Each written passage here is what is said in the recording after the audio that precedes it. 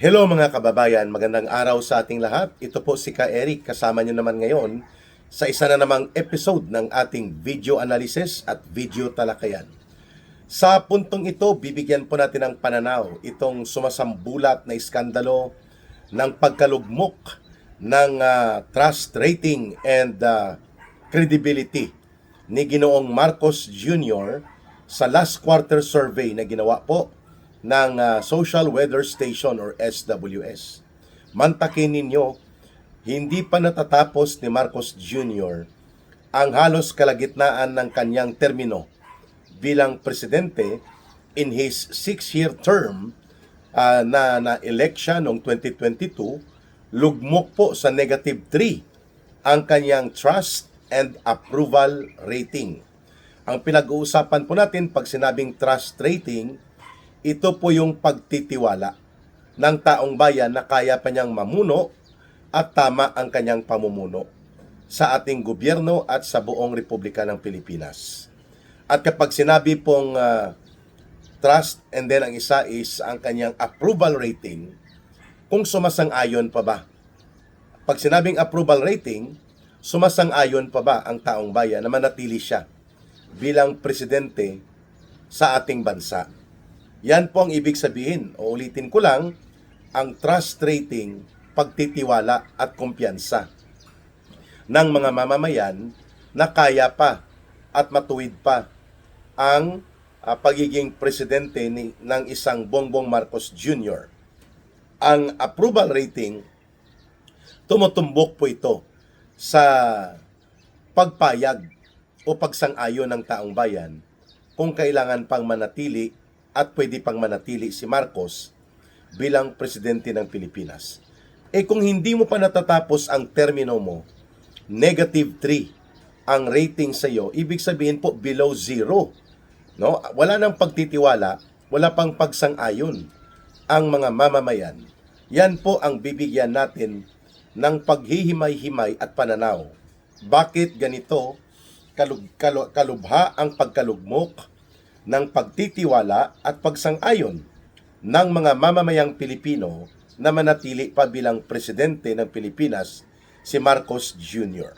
Una, napakalaki po ng iskandalo na kanyang kinasasangkutan at walang naniniwala na hindi siya ang mastermind. Siya talaga ang pinaniniwalaan ng mamamayan na pasimuno kung bakit nawala ang 1.4 trillion pesos mahigit sa flood control projects na dinurubo ni Marcos at nila Romualdez at ng kanilang mga tauhan at mga aliporis na mga politiko. Yan ay nangyari sa loob po ng 3 budget cycle, 2023, 2024, and 2025. Lahat ng ito pinirmahan ni Marcos Jr.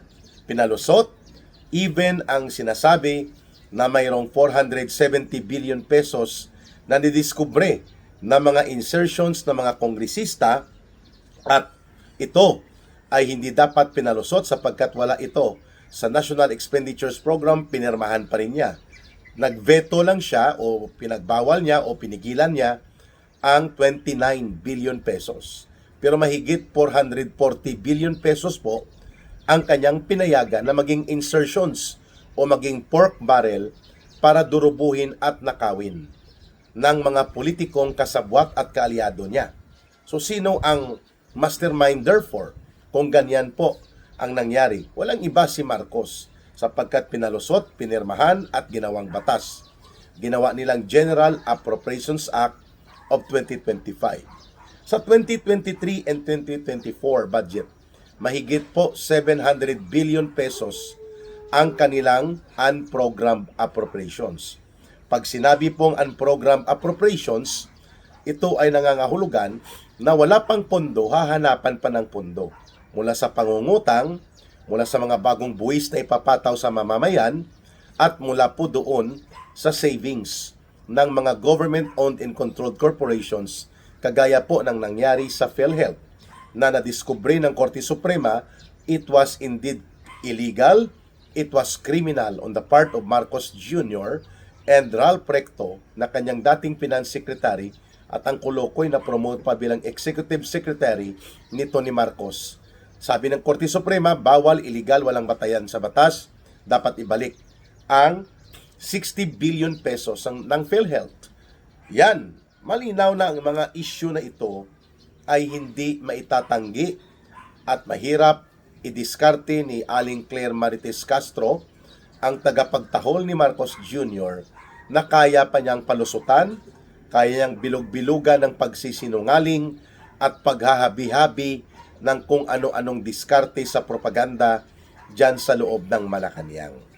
No amount of propaganda and public relations or PR operations will prevent the people from believing na ang pasimuno ng malawakang panunumbalik ng pangungurakot at malalim na paglubha pa ng korupsyon sa pundo ng gobyerno ang pasimuno itong magpinsan.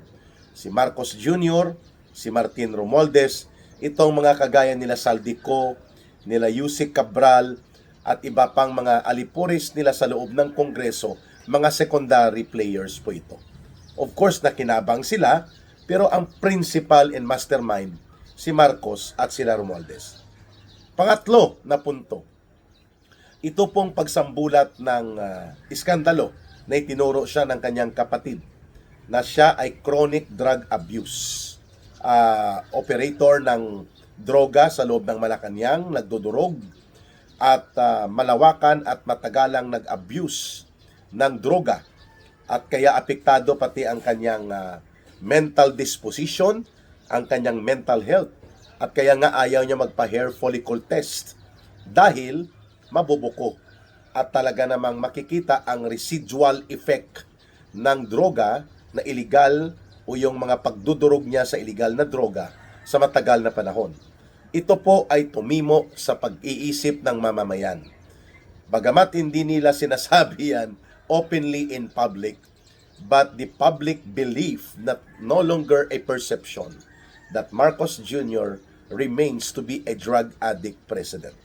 So nakakahiya, nakakaiskandalo po yan, lalo pa na ang nagbubulgar at nagbubunyag ng kanilang mga sikreto kung paano na involved si Marcos sa illegal na droga, ang kanyang asawa, ang kanyang mga anak, ay mismong kapatid niya, isang senadora at isang kinikilalang political figure and political head sa pamilya nila bago maging presidente si Marcos Jr.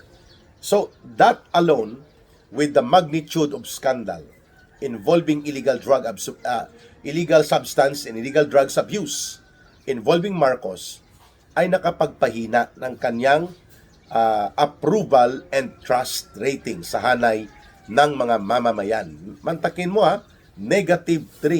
Nangangalahati pa lang siya halos sa kanyang termino. Pang-apat na punto, itong pagpapasabog ni Saldico ng kanilang mga sindikato na operations kung saan ibinunyag ni Saldico na hindi lamang si Ginoong Marcos po ang nasasangkot kung ang pag-uusapan ay pagsindikato sa pundo ng gobyerno. Ang kanyang asawa na si Lisa Araneta Marcos, ang kanilang mga anak, lalo na itong si Sandro Marcos, ay involved sa malawakang mga agricultural manipulation of imports sa bigas, sa mga poultry products, and even sa sugar o sa asukal. At pati na ang pangingialam sa sindikato na operations ng Bureau of Customs. At ito ay hindi po kinontra ng asawa ni Marcos at ng kanyang bayaw na si Martin Araneta. The projections of involvement ng buong pamilya ni Marcos sa cartel-like, parang isang malaking pamilyang cartel o mafia, ang ginagawa ng pamilya ni Ginoong Marcos ay nagpadagdag po sa pagkawala ng pagtitiwala at pagsang-ayon ng mga Pilipino na manatili pa si Marcos sa pagiging presidente. Yan po ang mga dahilan.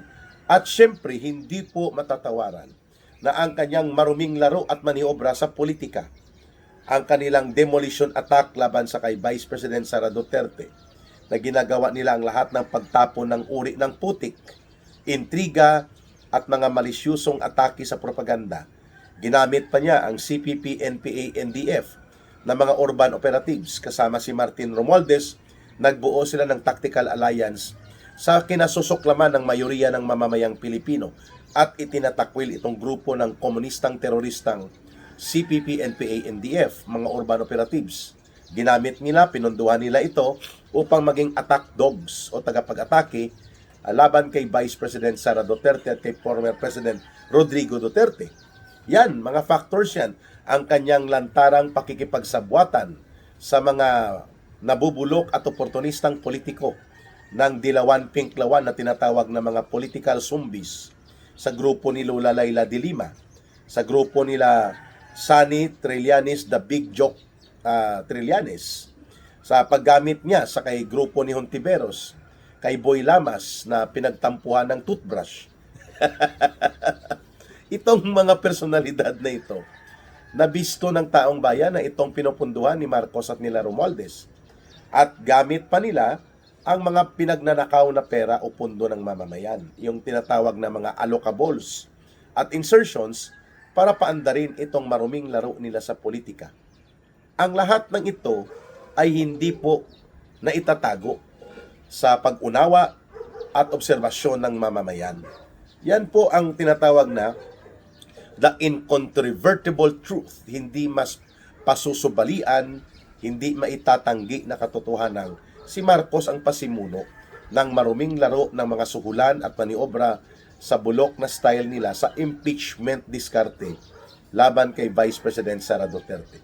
Ang pinakamalala na ikinagalit ng taong bayan kay Marcos, isa ito, no, maliban dito sa the crime of the century, itong 1.4 trillion pesos flood control na dinambong at dinurobo ng sindikato nila Marcos at Romualdez, ang malubhang pagtataksil at pagtatraidor ni Marcos kay Pangulong Rodrigo Duterte, ang pagpapatapon, pagpapakulong ng iligal at walang humanitarian consideration na may edad na, may sakit na, matanda na itong si Pangulong Duterte, at kahit papano ay tinulungan ng pamilya nila na makabalik sa politika at sila ay pinayagan na maipalibing ang kanilang ama na tinatawag na diktador at pasistang leader noon sa panahon ng martial law at pinagmula ng pandarambong the greatest robbery sa gobyernong nangyari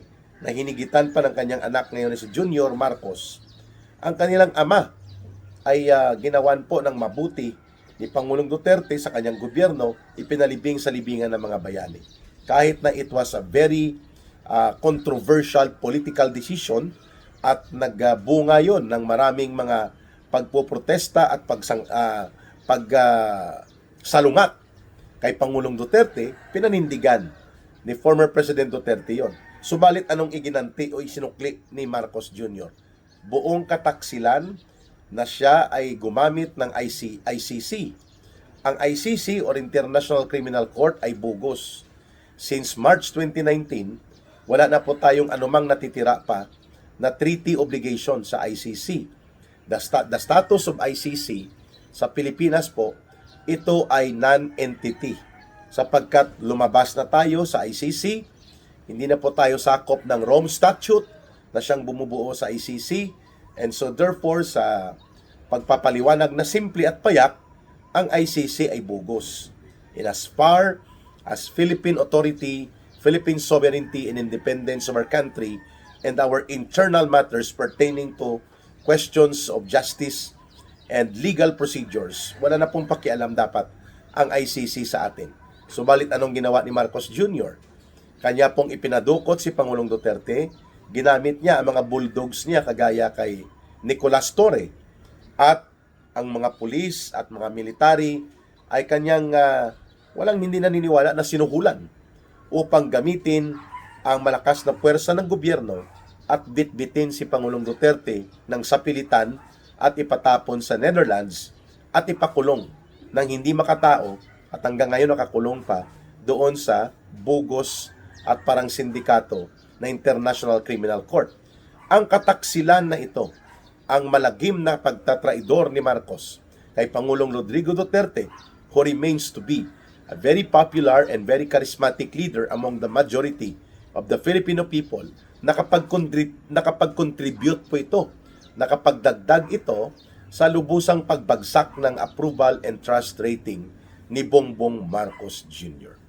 At ang pinakahuli na mga aspeto ng pagkakaroon ng lugmok na gobyerno niya ay ang pagbagsak ng kabuhayan at ekonomiya ng buong bansa. Sa ilalim ng 3 taon ni Ginoong Marcos, sumirit po ang ating utang sa halos 19 trillion pesos.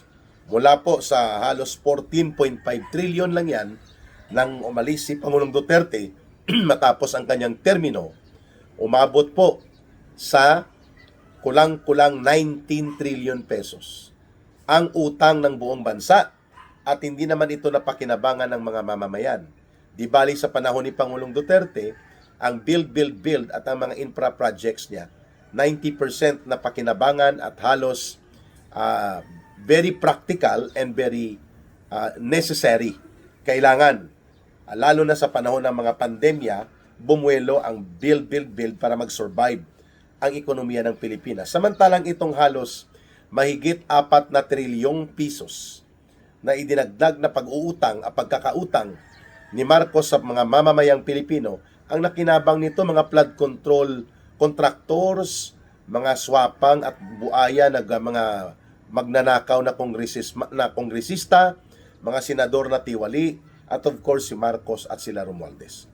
Napunta po sa korupsyon ang mahigit 75% nitong mga pinag-uutang ni Marcos. Pinagtapal nila ito sa mga unprogrammed appropriations upang maipatupad ang mahigit 4,000 na flood control projects na ang karamihan noon ay pinagnanakaw, pinagdurubo. Yan po ang epekto niyan sa ekonomiya, bagsak. For every 10 Filipinos, sa bawat 10 Pilipino, halos 6 po ang hindi makakompleto ng 3 beses na pagkain sa isang araw. Yan ang tinatawag na involuntary hunger. Ang ibig sabihin po, wala talaga silang kakayanan na makakuha ng access upang makabili ng pagkain. Dahil walang trabaho, kulang sa trabaho, bagsak ang income. Mantakin mo 6 sa bawat 10 pamilyang Pilipino ay naghihikahos at halos isang kain isang araw lang. Kaya po tumaas din ang self-rated poverty. Umabot po ang self-rated poverty sa Pilipinas sa humigit kumulang 58%. Mula sa dating 45% nang bumaba si Pangulong Rodrigo Duterte.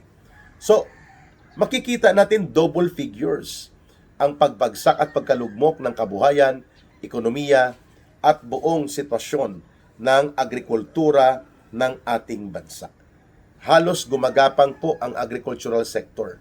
Walang bastanting pondo, wala din pong masusi at matuwid na programang modernisasyon. Kaya, naging net importer tayo ng bigas, net importer tayo ng mga isda na napakalawak ng karagatan sa Pilipinas, subalit bagsak at lugmok ang kabuhayan ng ating mga mangingisda. Napakalawak ng lupaing dapat maging source ng pagkain, nag-i-import po tayo. Dahil zero program si Marcos pagdating po sa agricultural development and modernization. Halos mahigit po sa 18 months o kulang-kulang 20 months pa nga na hinawakan ni Marcos ang sektor ng agrikultura bilang incumbent or concurrent secretary. Ano nangyari? Lumaganap lang po ang smuggling. At ang seste, asawa pa niya at pamilya niya ang itinuturong involved sa mga agricultural smuggling and agricultural import manipulation. So lahat ng ito, kung ipagtatagni-tagni at bubuuin po ang kwentong ito, yan ang dahilan kung bakit -3 or below 0 ang credibility, integrity, at ang approval and pagtitiwala ng sambayan ng Pilipino kay Marcos.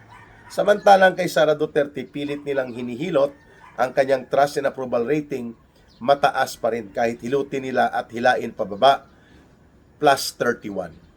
Pero maraming naniniwala na si Sara Duterte ay baka umabot yan ng mga plus 40. Hinilot pa yan, no? Ibig sabihin po, kulang-kulang 5 sa bawat 10 Pilipino naniniwala pa rin na maayos matino ang isang Sara Duterte na kaya niyang pamunuan ang ating bansa sakaling siya ay maitalaga bilang presidente kapalit ni Marcos Jr. Either by way na magre-resign itong kulukoy na si Marcos Jr. or by way of an election. So, napakalayo ng kanilang diferensya. Bagamat tinatanggap natin na plus 31 or positive 31 ang ratings ni Sara Duterte, maraming naniniwala na ito ay plus 40 or plus 45.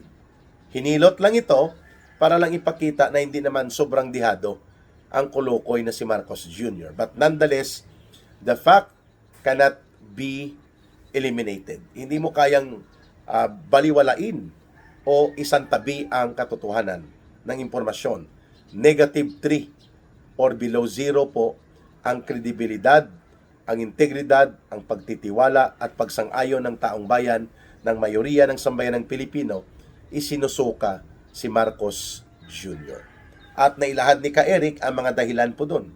Lugmok ang ekonomiya, gumagapang ang agrikultura, tumaas ang kahirapan, dumarami ang walang trabaho, at lumala po ang kagutuman sa hanay ng ordinaryong masang Pilipino.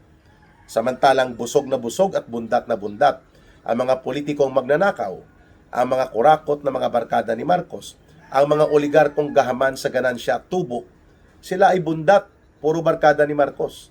Pero ang ordinaryong mga mamayang Pilipino, magsasaka, magbubukid, manggagawang bukid, katutubong pamayanan, mga mangingisdang maliliit, at pati na po ang maralitang lungsod, mga manggagawa, at ang mga maraming masa na ordinaryong nabubuhay sa isang kahig, isang tuka, sila po ay patuloy na nalulugmok at nalulunod sa kumunoy ng kahirapan. Habang nakikita nila at kanilang nararamdaman na ang pagnanakaw sa kaban at pundo ng bayan ay tuloy-tuloy, malaganap, malawak at malubha. At nakikita din nila na ang kaban ng bayan, ang resources ng ating buong lipunan, iilang pamilya lang rin ang nakikinabang kasama ang mga barkada ni Marcos. At walang inatupag si Marcos kundi puro laro sa apoy ng maruming politika. Puro pag-atake kay Pangulong Duterte, pag-atake kay Vice President Sara Duterte. All of this nonsense na ginawa ni Marcos ay nagpahila at nagpabagsak sa kanyang approval and trust rating. Wala nang ibang dahilan kundi siya mismo ay nag-self-destruct. Pag-uusapan natin yan sa susunod pang mga video analysis at video talakayan with Ka-Eric kung paano nag-self-destruct at nagkaroon ng self-inflicted social political damage into the Marcos administration ang sindikato na uri ng panggobyerno ni Marcos at Mila Romualdez. Advance Happy New Year sa ating lahat at sa gustong tumulong pa rin po at magtuloy-tuloy ang ating advocacy for people's agenda and good governance, ang atin pong people's movement, Bangon Sambayanan. You can support and help sa ating numero na ginagamit for line of support and GCash line. Ang numero po ay 0916-308-7710. Uulitin ko lang po, 0916-308-7710. Kay Rohilda Celis po, kay Langging. Diyan po kayo pwede makapagpadala, pwede rin po kayo makipag-coordinate. At the same time, GCash line din po yan, ang 0916-308-7710. Mabuhay po ang sambayanang Pilipino at mahalin natin palagi ang bansang Pilipinas. Walang ibang magmamahal nito, kundi tayo ring mga Pilipino. Para sa Diyos at sa Pilipinas nating mahal. May God bless everyone and may Allah will be with those who are Muslim, brothers and sisters. Bye for now. Ito po si Ka-Eric. Mabuhay.